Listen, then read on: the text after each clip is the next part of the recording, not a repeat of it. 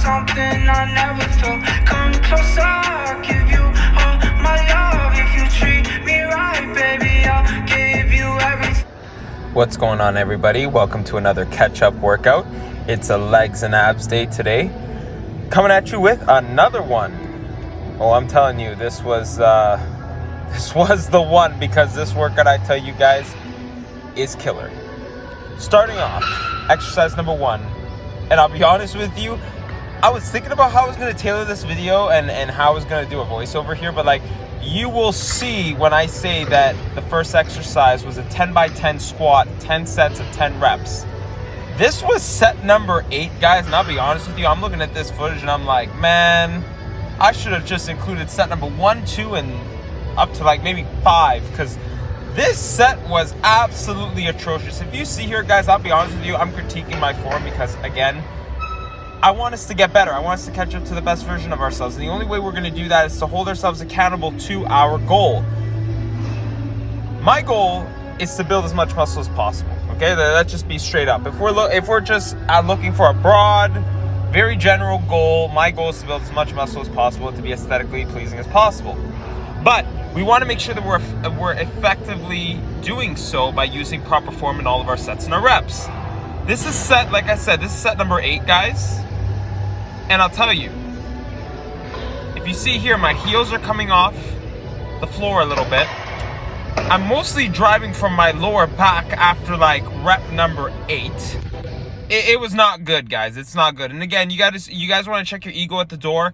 It's one thing. Again, the only reason why I'm being so lenient on myself right now is because this was a 10 by 10 squat. If I was doing 4 sets of 10 reps for this, and let's say on the 3rd set, I was moving the bar and moving the weight like that, it's time to check my ego at the door, bring the weight down. But because it's 10 sets of 10 reps, again, once your legs give out the last 2-3 sets of your 10 by 10, your form isn't going to be the best, guys. And that is okay. As long as you are effectively maintaining hip, knee, and ankle proper mobility, as long as you are having 90 degrees with your hip to your knee and to your ankle, and as long as you're squatting ass to grass, where you're not pushing up with your toes, but rather with your heels off the surface of the floor, you're good, okay? So again, 10 by 10 squat, that's how I started this leg day of mine. And I'll be honest with you guys, the reason why I'm doing 10 by 10 squats is because this was my last leg day of the week. Currently, I'm hitting legs about 4 or 5 times a week, alternating by 2 hamstring predominant days and 2 full-on leg days, okay? This was the 5th day of me hitting legs, so I decided to start off my squat. Start off this workout and the last workout of it being legs for the week with a 10 by 10 squat, okay? This was killer. I'm telling you, this was on Friday, being yesterday. It is now Saturday afternoon, and usually because my legs are so conditioned, I used to be a semi-professional swimmer. I've been working out for about 5-6 years now. Usually my legs aren't that sore after 24 hours of doing legs. My legs are really, really sore right now. And if you see, I almost like stumbled over the camera there because I was like, man, I'm going to fall on my face here. Anyways, but we're chilling. Okay. Next exercise of the day, I decided to incorporate a toes elevated dumbbell stiff-legged deadlift. And the reason why I'm varying the exercises, guys, again, I've talked about this in my previous and prior videos to this one, the importance of exercise rotation. If you stick with an exercise for a long enough period of time, from longer than 8 weeks, your body's going to get used to the stress stimulant that you're putting on it. A, meaning you're going to plateau.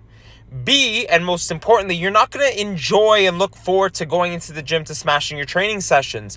So you're more likely and most likely going to skip out on harder days like a leg day. So why don't you just, let's say you've been following an 8-week program and you've been incorporating either barbell or dumbbell stiff-legged deadlift variations into your program for growing your hamstrings. Why don't we just slide a little 25 pound plate under your toes, pardon me.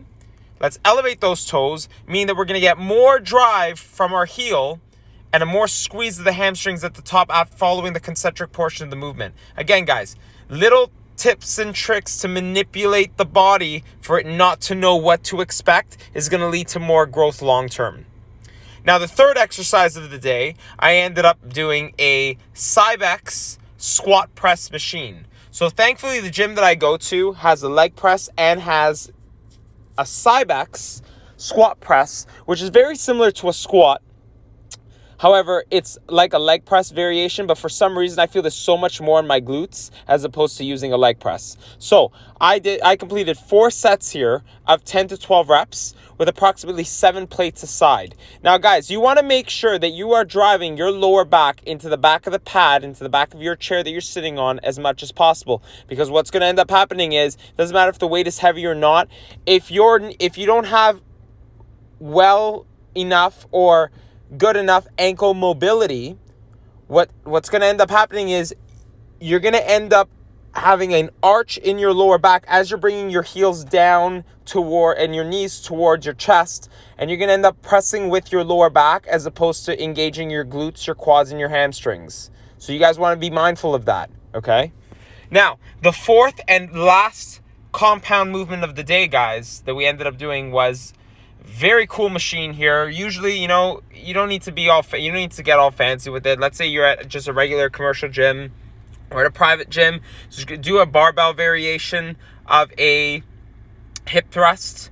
You can do a dumbbell variation of a hip thrust. You can do a Smith machine variation of a hip thrust, even a kettlebell variation of a hip thrust. But because in most of my videos, and I think we're at video number 31 or 32 now, in my previous videos, you can go back and you guys can watch different variations of hip thrusts that I've done. I've done it on Smith machine, I've done it single leg with a dumbbell, but today, this cool little hip thrust machine here, plate loaded, I ended up completing 4 sets of 10 to 12 reps with this machine. And I tell you guys that the following the concentric portion of the movement at the top of the movement, my glutes were on fire. Like, I'm sitting down in my car, nice heated seats, padded seat. It feels like I'm literally sitting on asphalt right now, like ground floor, because my ass is absolutely killing me. So again, guys, importance of exercise rotation. You don't want to just stick with a dumbbell variation or a Smith machine variation or a barbell variation. If you guys find at your gym or at another gym that you guys train at a hip thrust accessory machine, why don't you guys go and try that out, even just for the day. Just give your body a break and your mind a mental break from being and expecting what's to come next. Because again, the only way to grow is to manipulate your training program, okay? Now, accessory movements. The footage that you just saw before this one here, which was the lying leg curl that we're doing right now, I completed 4 sets of about 12 to 15 reps of a single leg extension. And now in the footage that you're seeing here, I did 4 sets of a lying hamstring curl for 12 to 15 reps. Now, again, there's many different forms of doing a lying hamstring curl. You could do it on the machine, or you can do it with a dumbbell, and I've showed that in one of my prior videos. So if you want tips on how to do that, you can go back and check out one of my prior leg workout videos.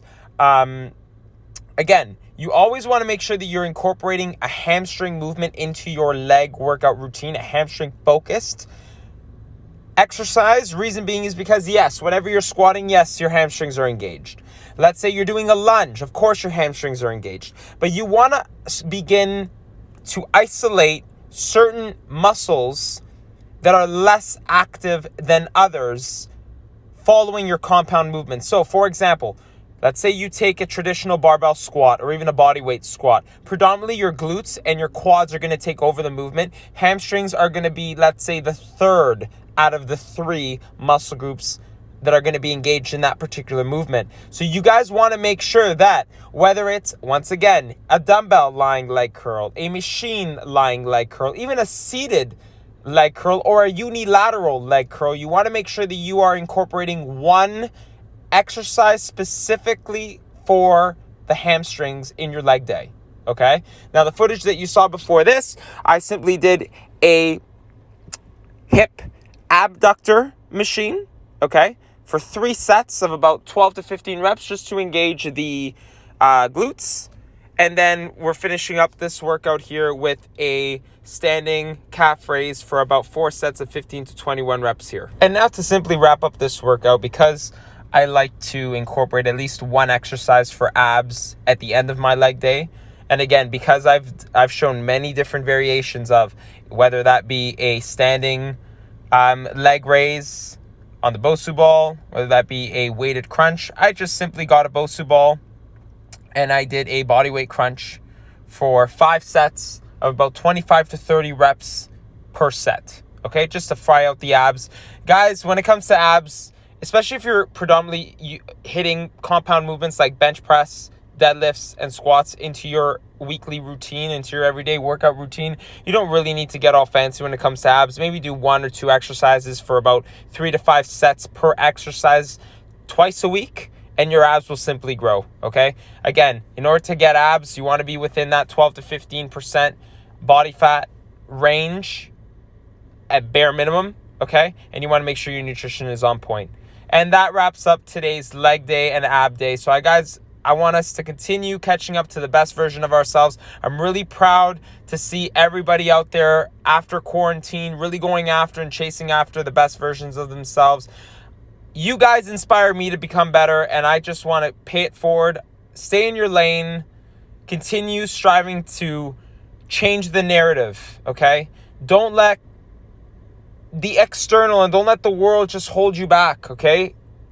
You only have one life to live. Live it out to the best of your ability and write your own story. I will see you in the next one. Remember, catch up to the best version of yourselves by inhaling, exhaling, and beginning your journey today. Take care.